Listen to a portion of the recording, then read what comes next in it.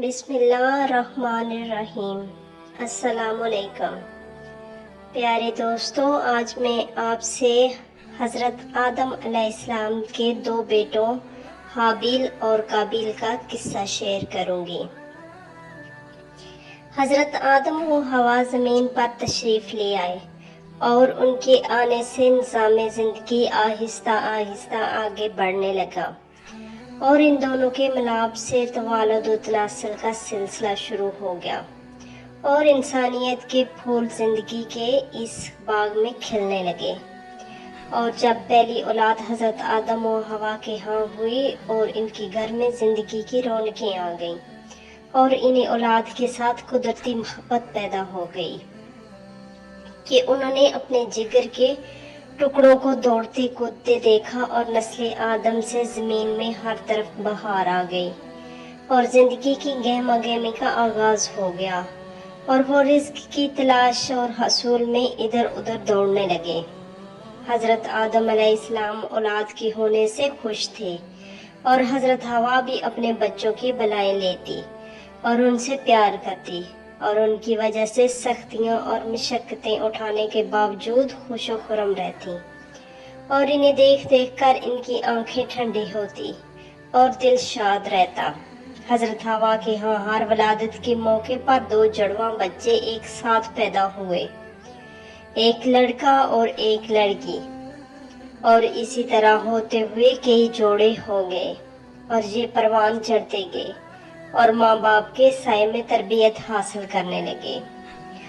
مورخین نے لکھا ہے کہ حضرت آدم و حوا کے ہاں اس طرح سے 20 ولادتوں میں 40 اولادیں ہو گئیں، 20 لڑکے اور 20 لڑکیاں۔ اب ان کی شادیوں کی فکر ہوئی تو اس کا دستور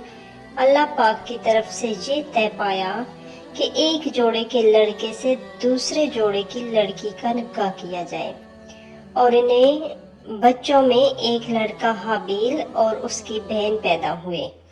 اور دوسروں میں سے ایک لڑکا قابیل اور اس کی بہن پیدا ہوئے۔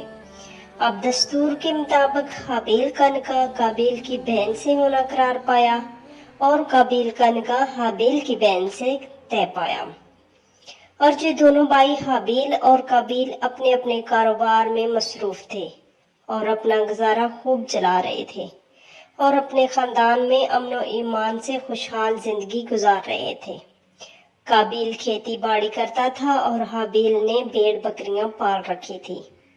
اور یہ دونوں لڑکے بھرپور جوان ہو گئے تھے اور ہر ایک شادی کو خواہشمند تھا تاکہ وہ اپنی بیویوں کے ساتھ سکون سے زندگی بسر کر سکیں اور ان کی گلشن میں بھی بہار آ جائے۔ لہٰذا حضرت آدم و حوا کی تجویز سے ان دونوں لڑکوں کی شادیاں طے ہو گئیں اور ہر لڑکے کو دوسرے لڑکے کی جڑواں بہن سے منسوب کر دیا گیا، لیکن قابیل کو ان شادیوں میں لڑکیوں کی نسبت اعتراض تھا، اور چونکہ قابیل کے ساتھ پیدا ہونے والی لڑکی زیادہ حسین و جمیل تھی اس لیے وہ خود اسی سے شادی کرنا چاہتا تھا، جو حضرت آدم علیہ السلام کے اسلامی دستور کے خلاف تھا۔ اور حضرت آدم علیہ السلام نے اسے بتایا کہ دستور کے مطابق تجھے دوسرے بھائی کی جڑواں سے شادی کرنا ہوگی، لیکن وہ اس پر بضد تھا کہ نہیں، وہ اپنے والی جڑواں لڑکی سے ہی شادی کرے گا۔ حضرت آدم علیہ السلام نے اپنے بیٹے قابیل کو بتایا کہ اللہ تعالیٰ نے مجھے اپنی اولاد کی شادی کا یہی دستور بذریعہ وحی القا فرمایا ہے کہ ایک جوڑے کا لڑکا دوسرے جوڑے کی لڑکی کے ساتھ بیایا جائے، اور حضرت آدم علیہ السلام اللہ تعالیٰ کے بتائے ہوئے اسی الہی حکم کے مطابق ان کی شادیاں کرنا چاہتے تھے اور اپنے بیٹے قابیل کو اللہ تعالیٰ کی نافرمانی سے بچانا چاہتے تھے، لیکن قابیل انسانی فطرت حرص نفسانی خواہش پر عمل پیرا ہو کر اس دستور کو توڑنے پر مصر تھا۔ لیکن حضرت آدم علیہ السلام نے اسے سمجھایا کہ حرص، لالچ، خواہش نفسانی انسان کی دشمن ہے،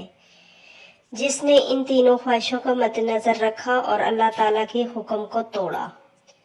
وہ ظلم و زیادتی کا مرتکب ہو کر ذلت و رسوائی کا منہ دیکھے گا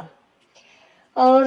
جو ان سرکس کوتوں کو دبا کر اپنی عقل کو کام میں لائے گا وہ دنیا و آخرت میں سرخرو ہوگا۔ بس یہ خواہشات ہی انسان کی انسانیت کے لیے ذریعہ امتحان ہوتی ہیں۔ لیکن حضرت آدم علیہ السلام کے اپنے بیٹے قابیل کو بتیرا سمجھایا وہ اور اسے اس کے غلط ارادے سے باز رکھنے کی پوری کوشش فرمائی، لیکن قابیل ضد پر اڑا رہا کہ میں نے اپنی والی سے ہی شادی کرنی ہے، اور نسوانی حسن و جمال نے اس پہلے انسان کو گمراہ کیا اور وہ من مانی پر اتر آیا اور ہلاکت میں مبتلا ہو گیا۔ یہ دیکھ کر اس کے باپ حضرت آدم علیہ السلام پر غم کی آندھیاں چلنے لگی اور وہ دن بھر انہی سوچوں سے گم رہتے کہ اب کیا کریں اور کس طرح اپنے بیٹے کو اس گھنونے کام سے باز رکھیں اور یہ معاملہ امن و ایمان سے سر انجام پا جائے، کہ آخر میں اللہ تعالیٰ نے ان کی رہنمائی فرمائی اور انہیں القا ہوا کہ بیٹوں سے کہیں کہ اس مقصد میں سچائی معلوم کرنے کے لیے اللہ تعالیٰ کی بارگاہ میں اپنی اپنی طرف سے قربانی کریں۔ تو جس کی قربانی منظور ہو گئی اس کی مرضی کے مطابق یہ شادی کر دی جائے گی۔ لہٰذا دونوں بھائی اس قربانی دینے پر رضامند ہو گئے اور انہوں نے اپنی اپنی طرف سے قربانی بارگاہ خداوندی میں پیش کر دی۔ حابیل نے اپنے ریوڑ میں سے اونٹ بارگاہ خداوندی میں پیش کیے اور قابیل نے گندم کا ایک ڈھیر قربان گاہ میں پیش کر دیا، اور ہر ایک اپنا اپنا مقصد حاصل کرنے کی امید میں لگ گیا اور انتظار کرنے لگا کہ اللہ تعالیٰ کی طرف سے کیا فیصلہ ہوتا ہے۔ حابیل خوش قسمت اور سجا تھا کہ اس کی قربانی اللہ تعالیٰ کی بارگاہ میں قبول ہو گئی، اور اس کے بھائی قابیل کی قربانی نامنظور ہو گئی، کیونکہ اس کا ارادہ دستور کے خلاف تھا اور اس کی نیت خالص نہیں تھی۔ قابیل یہ ناکامی دیکھ کر پریشان ہو گیا اور اس کی امیدیں خاک میں مل گئیں اور کینہ توزی پر اتر آیا اور حسد میں جلنے لگا اور اس کے اندر کا شر جاگ اٹھا، اور وہ اپنے بھائی حابیل کو دھمکانے لگا کہ خبردار، میں تجھے قتل کر دوں گا اور تمہاری زندگی کا خاتمہ کر کے اپنی خواہش پوری کروں گا۔ میں تمہاری کامیابی اور اپنی ناکامی نہیں دیکھنا چاہتا اور میں تمہاری تمنائیں خاک میں ملا دوں گا۔ اور حابیل کا دل حسرت و افسوس سے کٹا جا رہا تھا اور کہہ رہا تھا کہ بھائی بہتر ہے کہ سمجھ جاؤ اور سلامتی کا راستہ اختیار کرو، کیونکہ تمہاری قربانی منظور نہیں ہوئی، تو اب تم اپنی ضد سے باز آ جاؤ، کیونکہ قربانی تو سچی اور متقی کی ہی قبول ہوتی ہے۔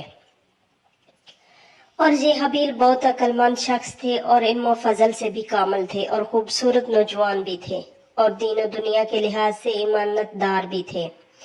اور رضا الہی کے طالب اور ماں باپ کے فرما بردار تھے، اور یہ سمجھتے تھے کہ دنیا فانی ہے اور آنی جانی ہے،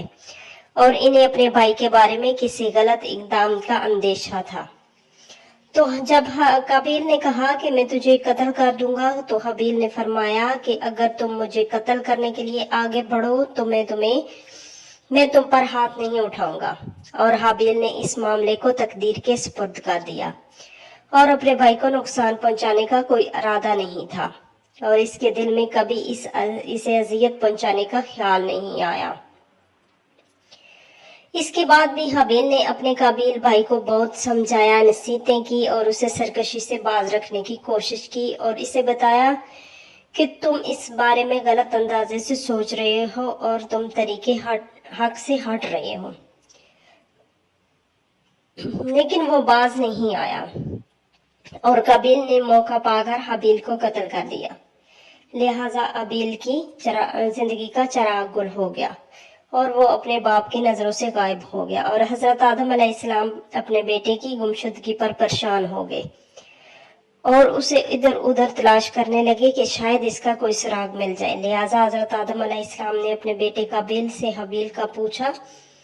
تو وہ طیش میں آ کر کہنے لگا کہ میں کوئی اس کا نگران ہوں جو اس کا پتہ رکھوں، مجھے کیا خبر کہ وہ کہاں ہے۔ لیکن حضرت آدم علیہ السلام سمجھ گئے کہ اس نے اپنے بھائی کو قتل کر دیا، لہٰذا وہ اپنے غم کو لے کر خاموش ہو گئے اور اندر ہی اندر کوڑنے لگے۔ اور یہ حابیل دنیا میں پہلے شخص تھے جنہیں قتل کیا گیا۔ اب قابیل کو یہ نہیں سوچ رہا تھا کہ اپنے بھائی کی لاش کو کہاں اور کیسے چھپائے، لہٰذا قابیل اسے ایک بوری میں ڈال کر اپنی پیٹھ پر لادے ادھر ادھر پریشان پھرنے لگا اب وہ بہت ہی پشیمان اور بے چین تھا کہ اس کا ایک ایک پل عذاب میں گزر رہا تھا، اور ادھر لاش بدبو چھوڑنے کو ہو رہی تھی اور قابیل اپنے بھائی کی لاش کو اٹھائے دور نکل گیا تھا، اور اس سے جان چھڑانے کی اسے کوئی تدبیر نہیں سوچ رہی تھی، اور اللہ تعالیٰ کو اس جسم کی حفاظت اور اکرام منظور تھا، اور میت کو دفن کرنے کا ایک طریقہ بتانا مقصود تھا، اور اس بیوقوف کو سبق سکھانا بھی مطلوب تھا، اور اسے علم تو ہونا نہیں تھا۔ بس اللہ تعالیٰ نے اس کی رہنمائی کا ایک طریقہ پیدا فرمایا اور اسے ایک کالے کوے کا شاگرد بنا دیا، اور اس طرح سے کہ اللہ تعالیٰ نے ایک کوہ اس کے قریب بھیجا جو ایک دوسرے کوے کی مردہ لاش لیے ہوا تھا۔ وہ کوہ آیا اور اس نے اس کے سامنے ایک گڑھا کھودا اور اس میں اس مردہ کوے کو دبا دیا۔ جب اس نے کوے سے یہ طریقہ سمجھا تو اس نے بھی اسی طرح اپنے بھائی کی لاش کو گڑھا کھود کر اس میں رکھ کر اس پہ مٹی ڈال دی اور اسے دفن کر دیا،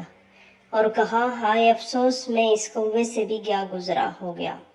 کہ اس طرح سے اپنے بھائی کی لاش کو دفن کر سکتا، لہٰذا وہ بہت نادم اور پشیمان تھا۔